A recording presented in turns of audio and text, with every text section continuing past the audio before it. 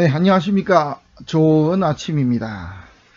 오늘은 간명 입식과 관련해서 명리학을 공부하시는 분들에게 가장 널리 알려진 적천수에 대해서 말씀을 드리고자 합니다. 명리학을 공부하시는 분들에게 물어보면 아마 10중 8구 나는 적천수로 공부를 했습니다 라는 이런 답변을 아마 듣게 될 겁니다. 그런데 사실은 적천수로 공부한 것이 아니고 적천수 천미로 공부를 하신 것이죠. 그래서 제 개인적으로는 적천수 전문가는 우리나라에 거의 없지 않나 이렇게 생각을 합니다. 적천수를 해석한 책이 바로 적천수 천미입니다. 그런데 이런 내용들을 잘 모르는 분들이 거의 대부분입니다. 그래서 자신이 적천수 천미로 공부를 했는데 적천수로 공부한 것처럼 그렇게 생각을 갖고 있습니다.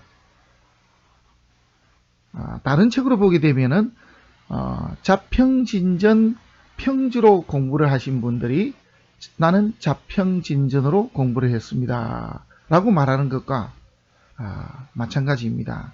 그래서 적천수와 적천수 천미는 동일한 책이라 이렇게 말할 수는 없는 것입니다. 자, 그러면은 적천수와 적천수 천미 그리고 적천수 징의에 대해서 한번 알아보도록 하겠습니다. 적천수는 경도라는 인물이 지은 것으로 되어 있습니다. 경도라는 분은 어느 시대에 어떤 행적을 남긴 분이다 라는 것이 전혀 알려지지 않고 있습니다. 단지 적천수를 즉 책으로 편찬한 분이 명나라의 개국공신인 성의백 유기라고 알려져 있습니다. 그래서 일반적으로는 유기가 적천수를 쓴 것으로 그렇게 알고들 계십니다. 적천수 이 책에 청나라 때에 임철초라는 분이 해석을 붙였습니다. 그 해석 붙인 거에 다시 중한민국 초기인 1933년에 원수살이라는 분이 자기 해석을 다시 붙여서 적천수 천미라는 이름으로 책을 간행하게 됩니다. 그러자 이제 당시에 자웅을 겨루던 설아구라는 분이 부랴부랴 원래 이분은 적천수 천미가 나오자마자 바로 나는 다음 해에 적천수를 해석본을 내겠다라고 했습니다만은 1년 더 늦춰져서 2년 후에 이제 책이 나옵니다. 그 2년 후에 1935년에 나온 책이 바로 적천수 징의입니다. 그리고 이제 급하게 책을 내서 모자라는 부분이 있었는지 그래서 다시 한 번 더 책을 발간하게 되는데 그 책 이름이 바로 적천수 보주입니다. 보주란 말은 주석을 보충했다 이런 뜻으로 해석이 됩니다. 아무튼 그래서 이제 일반적으로 명리학을 공부하시는 분들은 적천수 천미가 적천수고 적천수 징의라는 책도 있다. 그래서 적천수 징의는 별개고 이렇게 이제 알고 있는 분들도 많습니다. 그런데 이것은 사실이 아닙니다. 적천수라는 책은 경도라는 분이 쓴 것으로 되어 있습니다. 그렇지만은 유기라는 명나라의 개국공신과는 사실 전혀 상관이 없습니다.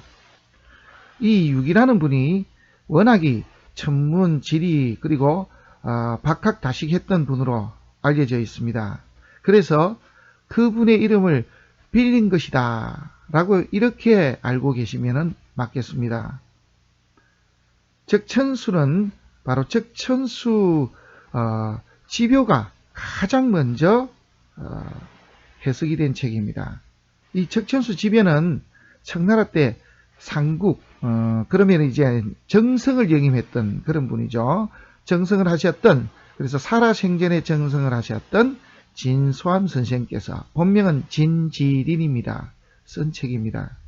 그래서 적천수 지변은 적천수를 최초로 해석한 책이며 그래서 적천수에 관한 가장 중요한 사실이나 가장 먼저 알아야 될 내용들이 들어있다 이렇게 보시면 되겠습니다. 명리학 서적을 편찬하신 분들 중에서 이제 높은 벼슬을 많이 한 분이 계십니다만은 어쨌거나 진질인 즉 진소암 선생이 가장 생전에 가장 높은 벼슬을 했던 것은 사실입니다. 이 소암 선생 본명이 진지린입니다. 그래서는 적천수지묘 외에도 우리 명리학을 공부하는 분들에게 널리 알려진 명리학원을 쓰신 분이기도 합니다. 그래서 이제 이번 시간에는 진소암 선생께서 쓰신 적천수지묘의 서문인 자서를 읽으면서 우리가 알고 있던 적천수의 저자가 유기가 아니라는 사실과 함께 적천수에 얽힌 비화 내지는 내용에 대해서 이제 그달기식입니다만은 한번 알아보는 시간을 갖도록 하겠습니다. 제가 먼저 원문을 읽고요. 그 다음 해석을 바로 읽어드리겠습니다. 그런 다음에 적천수 지묘 자서의 내용을 이렇게 자세하게 한 구절씩 이렇게 함께 공부하면서 한문 공부도 같이 한다. 이렇게 보시고 이렇게 함께 공부를 해 주시면 고맙겠습니다. 저도 공부를 하고 있는 입장이니까요. 여러분들하고 같이 보면서 그렇게 공부를 해 나가도록 하겠습니다. 제가 많이는 모르지만은 그냥 제가 조금 알고 있는 한도 내에서 이렇게 조금씩 읽어 보겠습니다. 그리고 지금 이렇게 화면에 보시면은요, 이렇게 까만 부분이 있고 이렇게 빨간 부분이 있을 겁니다. 왜 이렇게 했냐 그러면은 이렇게 단락인데요.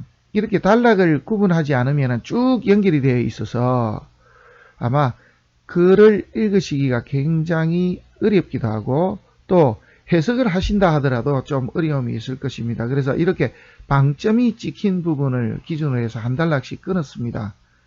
그래서 까만색과 빨간색이 있는 것입니다. 그래서 단지 글을 읽는 우리 선생님들께서 보시기에 편하라고 그렇게 한 것이니까 왜 까맣고 빨간가 하는 것을 알아두셨으면 좋겠습니다. 이 적천수 지묘에 대한 그 책은 대만에서 나온 서성서국에 나온 책의 원문을 기반으로 해서 여러분께 올려드린 것입니다. 그러면은 적천수 지묘 자서에 대해서 한번 먼저 원문을 읽어보겠습니다. 자, 제일 처음 시작할 때 이렇게 보면은 적천수 지서 이렇게 나옵니다. 적천수의 글이 이런 뜻입니다. 적천수의 글은 이런 뜻이 되겠죠. 여기서부터 이제 원문부터 쭉 읽어 나가고 그 다음에 해석서를 바로 붙여서 읽어드리고 그 다음 시간부터 조금씩 한 구절씩 그렇게 해석을 하는 시간을 갖도록 하겠습니다. 적천수 지서 적이죠, 그죠? 그래서 예, 네, 그런데 곧적입니다. 곧. 네. 1. 지명자 소작이라. 타그 성읍백 6이라.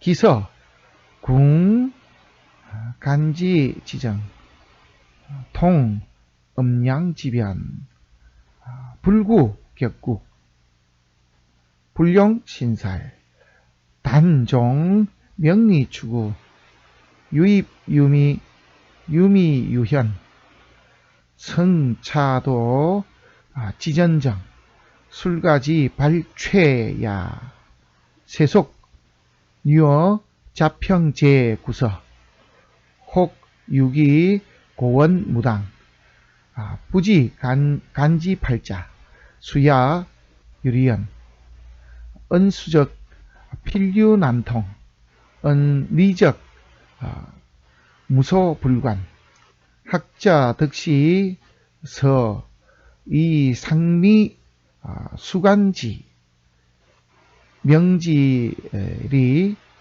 효연 어심 용이 추수 안유 지빌 이부전 흑단 이 망흠자호 단 명명미야 기론 차역 파참작 차간 불, 다리자, 여고, 이정, 기, 편목. 이, 사구, 즉 소점 정지. 연, 비유, 개어, 구간. 고잉, 기명, 차부, 고식, 묘론, 여차.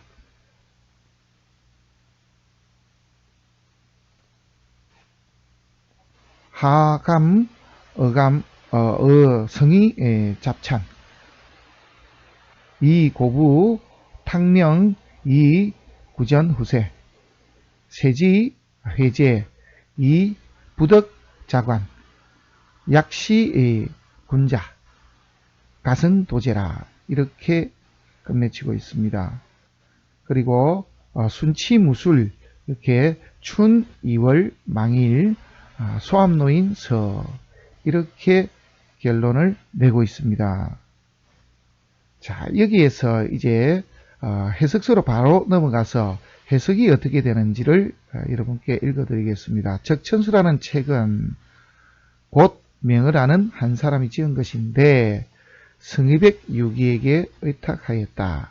그 책은 간지의 이치를 궁구하여 음양의 변화에 통하게 되니 격국에 구애받지 않고 신사를 쓰지 않았다. 다만 명의 이치를 따라 추구해 갈 때에 들어갈수록 더욱 엄미해지고 엄미해질수록 더욱 드러나니 진실로 이 책은 도의 정통한 정수이고 술가들의 이론을 잘 발췌한 것이다. 세속 사람들은 자평의 여러 옛날 책에 익숙해져 있어서 혹 이 책이 너무 높고 멀어서 감당 또는 비교할 수 없다고 말하지만은 이것은 간지의 수, 이게 숫자라는 게 운수, 운명 이런 뜻입니다. 그래서 수이며 이치가 있음을 알지 못한 때문이다.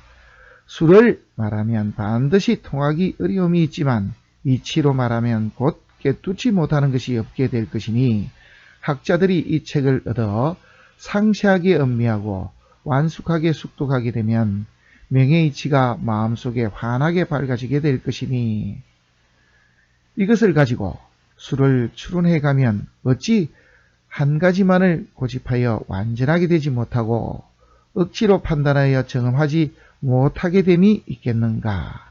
다만 책의 이름을 지은 것이 고하지 못하고 그 논의의 차례도 역시 잘못 섞이고 또한 그 사이에 충분한 뜻을 이해하지 못한 것도 있었다.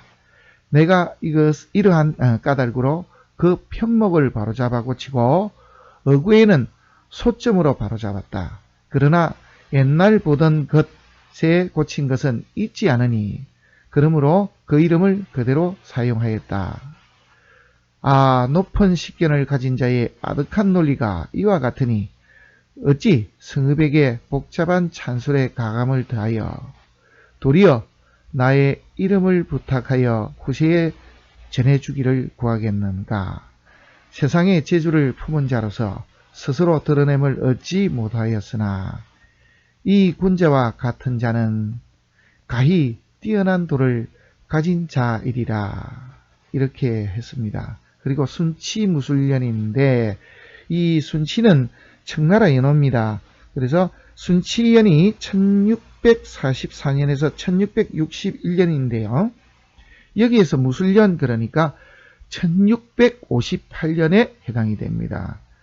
그리고 봄이라고 했으니까 그죠? 봄 2월이고 여기 보면 망일이라고 나오는데 이 망자는 보름이라는 뜻입니다. 그래서 순치 무술년 그래서 1658년 봄 2월달 보름에 소암 노인이 서니까 썼다. 이렇게 되어 있습니다. 바로 이 내용이 적천수지묘 자서에 나와 있는 내용입니다. 그래서 적천수지묘의 한마디로 글이다. 이렇게 보시면은 이상이 없겠습니다. 그래서 이 내용을 전체적으로 이렇게 간단하게 해석을 하면은 적천수라는 이 책은 성의백 육이라는 사람이 쓴 것이 아니고 명을 아는 한 사람이 지은 것인데 그 내용이 너무나 좋다. 그런데 책 이름이 그냥 고하지 못한 것도 있고 차례도 좀 뒤섞인 것도 있고 그래서 충분한 뜻을 이해하지 못한 것도 있다. 그래서 편목, 그래서 이 단락단락 제목들을 바로잡고 그 다음에 외에도 이렇게 중요한 부분들은 이렇게 따로 떼어서 알아보기 쉽게 만들어서 이렇게 알리는 것인데, 이 책 내용을 읽어본 결과는 굉장한 재주를 가진 사람이다. 그래서 자기의 재주를 가지고는 있으나 세상에 드러내지 못한 것이다. 단지 이 책을 알리기 위해서 성의백 유기의 이름을 빌린 것이지만은 참으로 뛰어난 식견을 가진 그런 학자가 쓴 그림은 틀림이 없다라고 이렇게 이제 붙이고 있습니다. 그러면 이제 전체적으로 이제 우리가 알고 있던 적천수에 대한 내용들이 조금 많이 깨지죠. 제가 개인적으로 봤을 때는 이렇게 육이라는 이름을 갖다갠 이유는 육이라는 분에 대한 내용을 쭉 책에서 보면 알 수 있지만은 굉장한 학식을 가진 분입니다. 이 육이는 우리가 원나라 말기의 사람으로 이렇게 이제 알려져 있습니다. 당연하죠. 이제 원 다음에 명나라가 들어섰으니까. 그래서 주원장이가 삼고 초려해서 모시고 온 개국 공신입니다. 그리고 이분이 천문지리에도 이렇게 밝았고 박학다식했고 그래서 대단한 분으로 알려져 있으니까 육이라는 분의 이름을 이렇게 붙여놓으면은 많은 분들이 책을 인정하고 우리가 말한 지금 네임밸류로 책이 팔리듯이요. 그래서 후세에 이렇게 전해지지 않을까 해서 그렇게 붙인 것이다 라고 이렇게 보여집니다. 한마디로 적천수와 유기는 사실 상관이 없다, 이렇게 결론을 내리면 되겠습니다. 하지만은 그 내용은 굉장히 깊은 뜻을 포함하고 있다, 이렇게 알고 계시면 되겠습니다. 오늘은 적천수 지묘, 그래서 적천수를 최초로 해석을 했던 적천수 지묘에 대해서, 특히 적천수 지묘의 서문에 대해서만 한번 알아봤습니다. 이제 다음 시간부터는 적천수 지묘 자서, 즉 서문의 내용들을, 오늘 읽어드린 내용들을 하나하나 이렇게 읽어가면서 풀이해가면서 그 내용을 심도 있게 한번 알아보는 시간을 갖도록 하겠습니다.